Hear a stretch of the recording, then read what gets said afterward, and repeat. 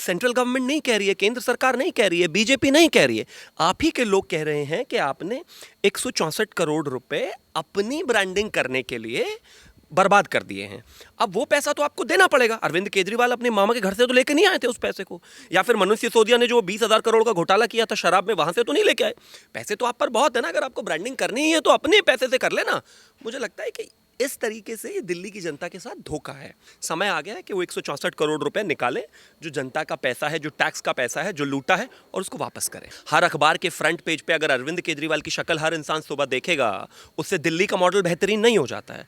अगर आप सुबह उठते ही टीवी ऑन करेंगे तो अरविंद केजरीवाल देखेंगे, दोपहर को ऑन करेंगे तो अरविंद केजरीवाल देखेंगे, रात को ऑन करेंगे तो अरविंद केजरीवाल देखेंगे, न्यूज़पेपर पढ़ने की कोशिश करेंगे तो अरविंद केजरीवाल का चेहरा देखेंगे। इतने तो हैंडसम भी नहीं है कि हर जगह देखा जाए तो सिर्फ और सिर्फ अरविंद केजरीवाल। नमस्कार, स्वागत है आपका हमारे चैनल पर। आम आदमी पार्टी के मुख्य सचिव और संयोजक अरविंद केजरीवाल को भेजा गया है 164 करोड़ रुपए की रिकवरी का नोटिस, जिसको लेकर दिल्ली के डिप्टी सीएम मनीष सिसोदिया का कहना है कि ये जो नोटिस भेजा गया है ये आम आदमी पार्टी सरकार और अरविंद केजरीवाल को टारगेट किया जा रहा है, और इसके पीछे दिल्ली के उपराज्यपाल और भारतीय जनता पार्टी है जो कि अफसरों के ऊपर दबाव बना रही है। इस पूरे मामले पर बात करते हैं। हमारे साथ मौजूद है शिवम त्यागी जी।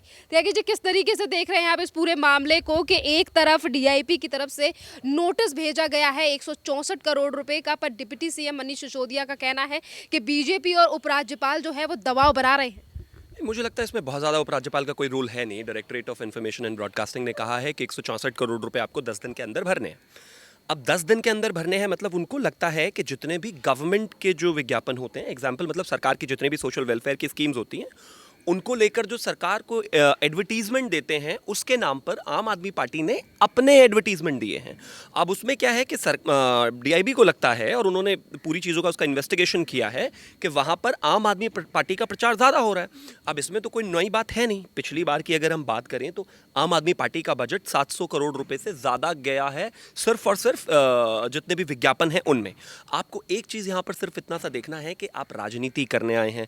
आपको याद होगा, मुझे लगता है कोई बाइट अरविंद केजरीवाल की अक्सर होती रहती है कि हमारे पास तो पैसा नहीं है, हम बाकियों की तरह तो प्रचार नहीं कर सकते हैं, लेकिन हम जो है आम आदमी की तरह लोकल लेवल पर जाकर चुनाव लड़ेंगे। जिस तरीके से एक क्षेत्रीय पार्टी जिसका आधार सिर्फ दिल्ली में है, या फिर यूं कहिए अभी पंजाब में है, देश में जितने भी इलेक्शंस लड़े हैं उनमें से 90% सीटों पर उनकी जमानत जब्त हुई है, लेकिन जिस तरीके से उनका एडवर्टीजमेंट है, मुझे लगता है कहीं ना कहीं ये दिल्ली सरकार के साथ धोखा है, दिल्ली की जनता के साथ धोखा है। उसका एग्जाम्पल है, आप टैक्सेस कलेक्ट करते हो दिल्ली की सरकार से। जल बोर्ड में 800 करोड़ प्लस में जल बोर्ड था जब इनके पास आया था। उसके बाद अगर हम आज की बात करें तो अप्रॉक्सीमेटली 40,000 करोड़ का नुकसान है। जहां तक और बाकी डिपार्टमेंट्स की बात करें, पिछले 2015 से सीएजी रिपोर्ट टेबल नहीं किया है इन्होंने। टेक्निकल है कि कहीं ना कहीं सरकार में बहुत ज़्यादा खड्डे खोदे जा रहे हैं और उस पैसे का इन्वेस्टमेंट किया जा रहा है कहीं और जगहों पर, और वो है सबसे ज़्यादा एडवर्टीजमेंट। 164 करोड़ रुपए की वसूली की बात की गई है, रिकवरी की बात की गई है, पर मनीष सिसोदिया कह रहे हैं कि अरविंद केजरीवाल दिल्ली को एक अच्छा मॉडल दे रहे हैं, वो मुख्यमंत्री हैं दिल्ली के, इसीलिए उन्हें टारगेट किया जा रहा है। दिल्ली का मॉडल अखबारों में एड्स देने से नहीं होता है। हर जगह अपना चेहरा चिपका लेने से दिल्ली का मॉडल अच्छा नहीं हो जाता है। हर अखबार के फ्रंट पेज पे अगर अरविंद केजरीवाल की शक्ल हर इंसान सुबह देखेगा, उससे दिल्ली का मॉडल बेहतरीन नहीं हो जाता है। अगर आप सुबह उठते ही टीवी ऑन करेंगे तो अरविंद केजरीवाल देखेंगे, दोपहर को ऑन करेंगे तो अरविंद केजरीवाल देखेंगे, रात को ऑन करेंगे तो अरविंद केजरीवाल देखेंगे, न्यूज़पेपर पढ़ने की कोशिश करेंगे तो अरविंद केजरीवाल का चेहरा देखेंगे। इतने तो हैंडसम भी नहीं है कि हर जगह देखा जाए तो सिर्फ और सिर्फ अरविंद केजरीवाल। मुझे लगता है कि इसको शायद वो लीगली चैलेंज करेंगे एक बार सुप्रीम कोर्ट जाकर, लेकिन इसमें कुछ होना नहीं है, क्योंकि उन्हीं की सरकार है और दिल्ली सरकार के अंतर्गत ही ये डिपार्टमेंट आता है। वहाँ के एक सचिव ने ये नोटिस दिया है, तो मुझे लगता है ये अपने आप में भी उनकी बहुत ज़्यादा छीछा लेदर कराने की एक कहानी है। मुझे लगता है शायद ये पहली बार ही ऐसा इस देश में हुआ है कि अपनी ही गवर्नमेंट का एक आईएएस ऑफिसर, एक अधिकारी आपको इन्वेस्टिगेशन के लिए कहता है, और इन्वेस्टिगेट करने के बाद आपको कहता है कि आपको 164 करोड़ रुपए लौटाना पड़ेगा। ये तो आखिरकार लौटाना ही पड़ेगा, और इसमें कोई बहुत ज़्यादा, मुझे लगता है बहुत ज़्यादा टेक्निकलिटीज़ नहीं है। एक आम आदमी, एक इंसान जो दिन रात देखता है, न्यूज़पेपर देखता है, न्यूज़ चैनल्स देखता है, वो अगर देखेगा तो मुझे लगता है वो अरविंद केजरीवाल की शक्ल देख देख के वैसे ही बहुत बोर हो चुका है। समय आ गया है कि वो 164 करोड़ रुपए निकाले, जो जनता का पैसा है, जो टैक्स का पैसा है, जो लूटा है, और उसको वापस करें। भारतीय जनता पार्टी के ऊपर भी यही आरोप लगाए जा रहे हैं कि अगर हम अन्य राज्यों की बात करें तो केंद्र सरकार से लेकर तमाम राज्यों के मुख्यमंत्री हैं वो भी अखबारों में ऐड छपवा रहे हैं, तो क्या उनसे भी वसूली की जानी चाहिए? मैं मानता हूं कि जितने भी एड्स हैं, अगर किसी को लगता है तो उसको चैलेंज करिए ना। आप जबरदस्ती बिना किसी बात कर किसी को वो नहीं कर सकते। एग्जाम्पल, आपको लगता है कि केंद्र सरकार की एडवर्टीजमेंट जो है या फिर उस पर जो है पर्सनल ब्रांडिंग हो रही है या फिर पार्टी की ब्रांडिंग हो रही है, तो आप जाकर उसको सुप्रीम कोर्ट में चैलेंज कीजिए। लेकिन जहां तक बात अरविंद केजरीवाल का है, किसी और का तो मामला निकल कर आया नहीं है। अब ये तो है नहीं कि आपको किसी ने आरोप लगाया है कि आप चोर हैं। आप इन्वेस्टिगेट होने के बाद आपको ये क्लैरिटी हो गई है, देश ने मान लिया है, लोगों ने मान लिया है और आपके खुद के डिपार्टमेंट ने मान लिया है आप चोर हैं। आप दूसरों को कहना शुरू कर दो दूसरे चोर है, वो चोर है, वो भी चोर है, वो भी चोर है। आप अपनी बेगुनाही साबित करिए। ये पासिंग द बक ऑन वाला जो सिस्टम ये लगातार अरविंद केजरीवाल करते हैं, ये चलने वाला है नहीं। पहली बात ये है कि एलजी का इसमें इसलिए रोल नहीं है, भारतीय जनता पार्टी का इसलिए इसमें रोल नहीं है बिकॉज उनका तो डिपार्टमेंट नहीं है, सरकार तो आप ही की है। यानी कि आप सरकार सही से चला नहीं पा रहे हैं, और अगर आप सरकार नहीं चला पा रहे हैं तो दूसरों को ब्लेम करने से इसका कोई फायदा नहीं है। जहां तक बाकी पार्टीज की एडवर्टीजमेंट का है, मुझे लगता है किसी भी क्षेत्रीय पार्टी का, अभी तो राष्ट्रीय पार्टी हो गए हैं नए नए, किसी भी पार्टी का इनके 20% में भी बजट मैं नहीं मानता होगा। वो तो ये कह रहे हैं कि हमारी पार्टी को दरकिनार किया जा रहा है। दरकिनार कौन कर रहा है भाई? एक चीज़ बताइए, कोई सीबीआई का छापा नहीं है, इनकम टैक्स का छापा नहीं है, ईडी का छापा नहीं है। आप ही का डिपार्टमेंट है। सेंट्रल गवर्नमेंट नहीं कह रही है, केंद्र सरकार नहीं कह रही है, बीजेपी नहीं कह रही है। आप ही के लोग कह रहे हैं कि आपने 164 करोड़ रुपए अपनी ब्रांडिंग करने के लिए बर्बाद कर दिए हैं। अब वो पैसा तो आपको देना पड़ेगा। अरविंद केजरीवाल अपने मामा के घर से तो लेके नहीं आए थे उस पैसे को, या फिर मनोज सिसोदिया ने जो 20,000 करोड़ का घोटाला किया था शराब में, वहां से तो नहीं लेके आए। पैसे तो आप पर बहुत है ना। अगर आपको ब्रांडिंग करनी ही है तो अपने पैसे से कर लेना। मुझे लगता है कि इस तरीके से ये दिल्ली की जनता के साथ धोखा है।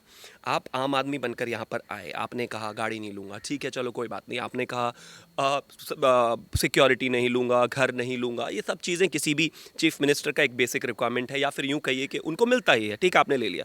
लेकिन अब आप एक लेवल और एक्स्ट्रा चले गए हैं और आप क्या कर रहे हैं कि जनता के टैक्स के पैसे से कभी विपासना करने बैंगलोर चले जाते हैं, उसके करोड़ों का बिल आता है। अभी रिसेंटली आपने देखा होगा कि इलेक्शन के दौरान इनके एक होटल का बिल आया था जिसमें 2 घंटे का 3,27,000 था, जिसमें से ब्लैक लेबल और पता नहीं कौन कौन सी शराबों के नाम होते हैं वो सब निकला था।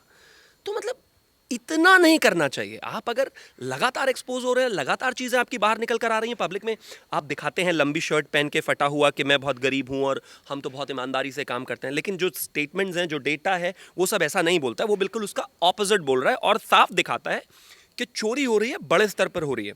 और मेरा अपना मानना है कि सबसे इंपॉर्टेंट चीज़ यहाँ पर यही आता है कि आपको सीएजी की रिपोर्ट टेबल करनी चाहिए विधानसभा में, क्योंकि उसी से पता चलेगा कि कौन सा डिपार्टमेंट कितने फायदे में है, कितने नुकसान में है। जल बोर्ड का क्या हाल है, इलेक्ट्रिसिटी बोर्ड का क्या हाल है, म्यूनिसिपल भी अब तो आपके पास आ गया है।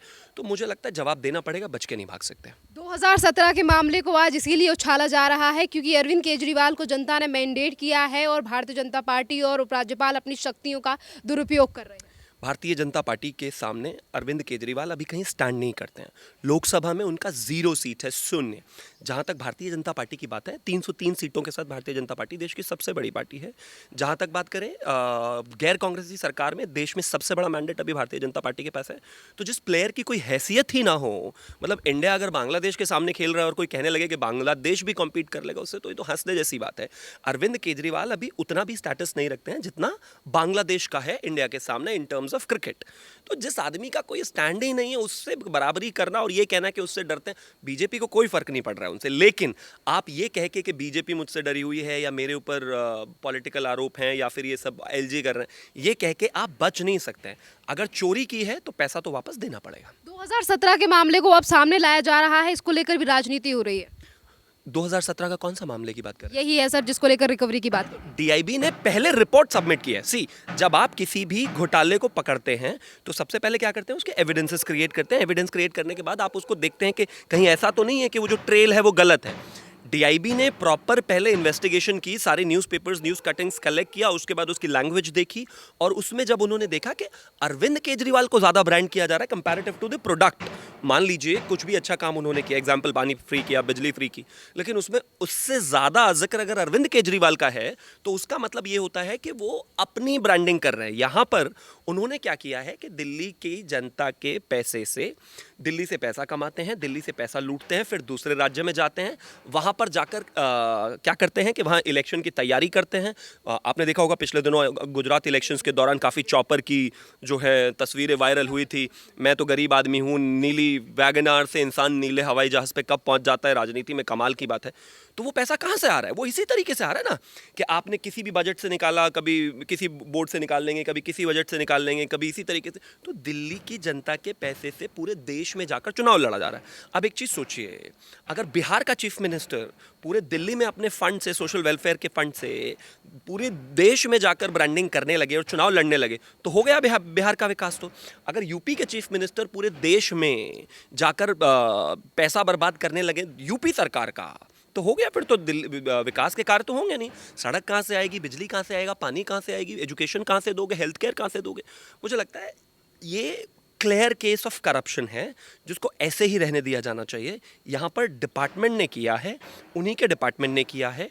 डीआईबी मानता है कि अरविंद केजरीवाल चोर हैं, तो अरविंद केजरीवाल चोर हैं। अब 164 करोड़ रुपए में अपना चेहरा चमकाया है। इतना महंगा मेकअप तो मुझे लगता है हॉलीवुड की हीरोइन भी शायद इस्तेमाल नहीं करती होंगी। तो पैसा तो वापस देना पड़ेगा। अब जहाँ तक बात बीजेपी की है, मुझे लगता है उनका कोई लेना देना है नहीं इसमें। बीजेपी क्या करेगी भाई? आपने अगर कोई चोरी करी है तो आप ही भरेंगे ना, बीजेपी थोड़ी ना भरेगी। तो देखते हैं, जल्दी हो सकता है कि वो सत्येंद्र जैन शायद अभी तक जेल से निकले नहीं है, जहाँ तक मुझे याद है। तो हो सकता है कि भाई वो तिहाड़ में 2-3 कमरे बैक टू बैक खाली करवाएं, ऐसा सुनने में आया है मुझे। क्या पता अगला नंबर उनका ही हो। एक और चीज़ इसमें हम कह सकते हैं कि जहाँ तक रिकवरी की बात है, वैसा तो मुझे ऐसा नहीं लगता कि अरविंद केजरीवाल इतने छोटे आदमी हैं कि उनके पास 164 करोड़ रुपए ना हो। 100 करोड़ में तो सुनने में आता है कि राज्यसभा की सीटें बेची गई हैं, जो कुमार विश्वास ने कहा है। लेकिन फिर भी अगर 164 करोड़ रुपए नहीं देंगे तो उनके घर जो भी चीज़ें, जितना भी पैसा उन्होंने शराब घोटाले से और ये सब कर मिलजुल कर दोनों भाइयों ने बनाया, मनीष सिसोदिया और अरविंद केजरीवाल ने, वो देना पड़ेगा। अल्टीमेटली आपको रिकवरी देनी पड़ेगी। See nobody is above the law, either it's chief minister और द प्राइम मिनिस्टर। अगर आप इस देश के साथ घोटाला करते हैं तो आपको वो पैसा देना पड़ेगा, क्योंकि ये पैसा जनता का है, टैक्स का है, सोशल वेलफेयर के लिए है, उसमें यूटिलाइज होना है।